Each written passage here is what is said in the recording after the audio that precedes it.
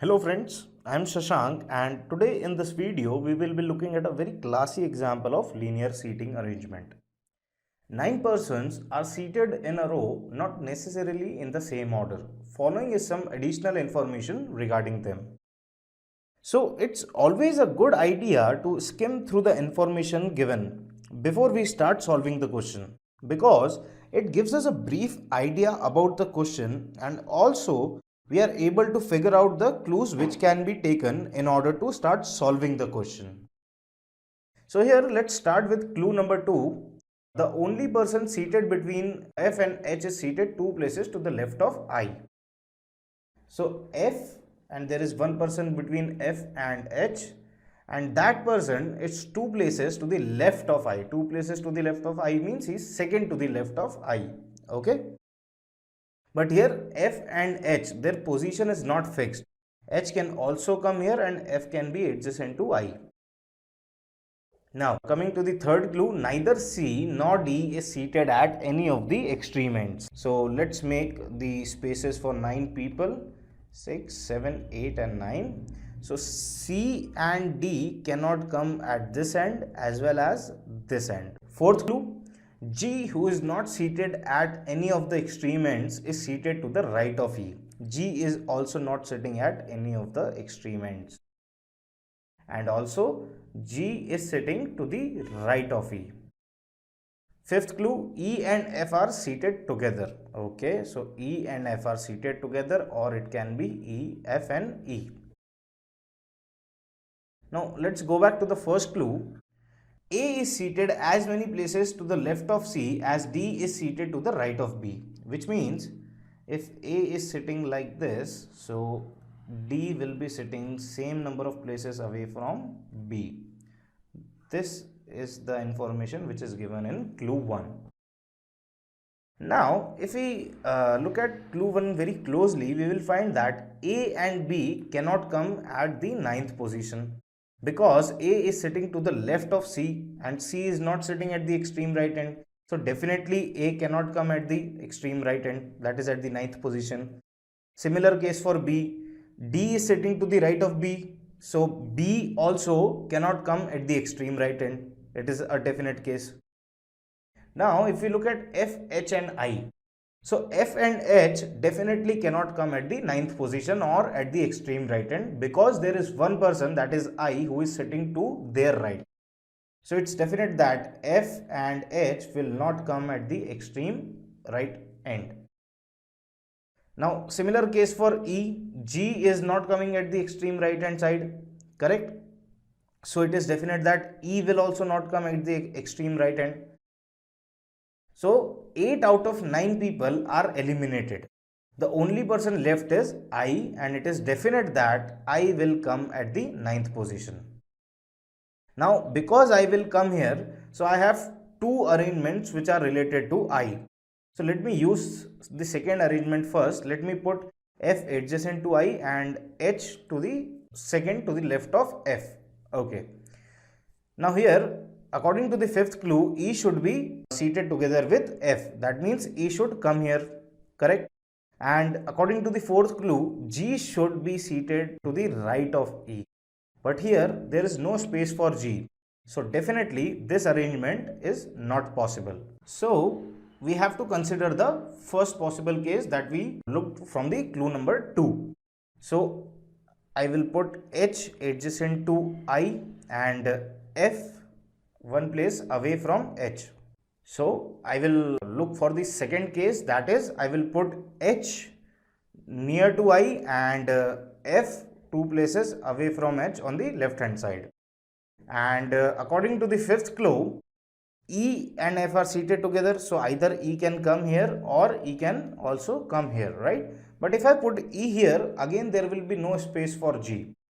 So E definitely cannot come here, so it is definite that E will come to the immediate left of F. And it is given that G is sitting to the right of E, and there is only one place available where G can be placed. So definitely G will come between F and H. Now this arrangement of these 5 people or say elements is fixed. It cannot be changed because we have covered all the possibilities that are given in the question. Now we are left with 4 people, A, B, C and D. Let me just rub these people because there is no use of them. So we are left with 4 people and we are left with 4 spaces. Now clue 1 is very important, that A is sitting to the left of C and B is sitting to the left of D, or D is sitting to the right of B. So I will put A here and I will put C here. A is one place to the left of C. So D should be one place to the right of B. This arrangement is valid. Now what if I interchange B and A? I will put B here and A here, and C and D. Is this arrangement valid? Let's check it. A is again one place away from C on the left side. D is again one place to the right of B, correct? So this arrangement is valid. Let's check for one more possibility. What if I place A to 2 places away from C on the left hand side? I'll put B here and I'll put D here, and I'll just check whether this arrangement is possible or not.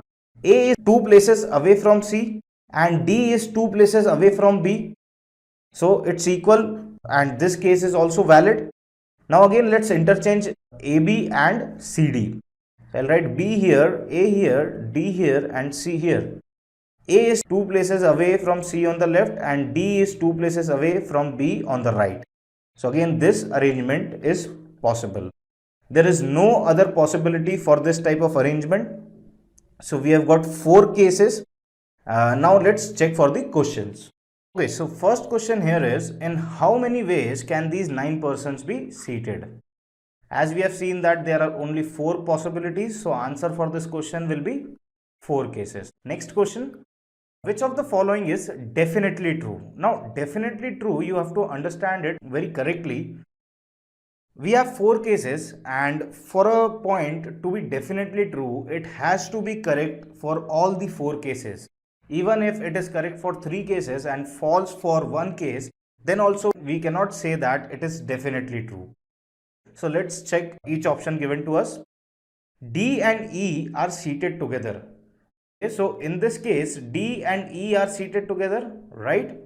But here in this case, C and E are seated together and D is sitting between B and A. So option A is false. Option B, C is seated to the left of D. So in the first case, we can clearly see that C is seated to the left of D. But in the second case, we can clearly see that C is sitting in the right hand side of D. So option B is also ruled out.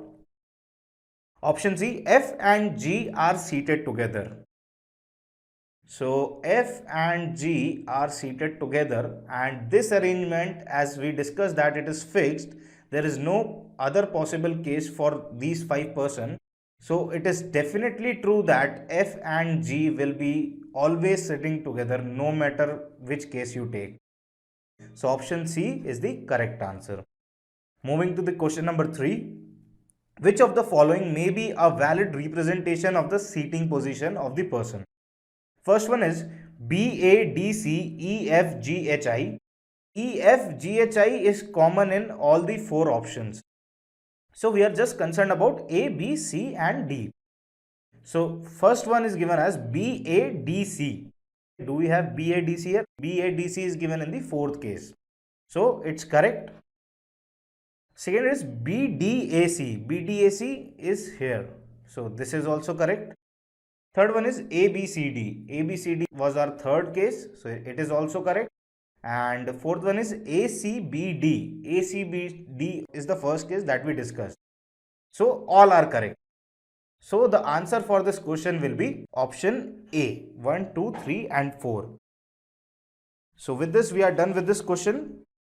So in this question we learned a very important concept, that we should always look for all the possible cases while solving any question. Keep this in mind. Try solving other questions of this type. Thank you.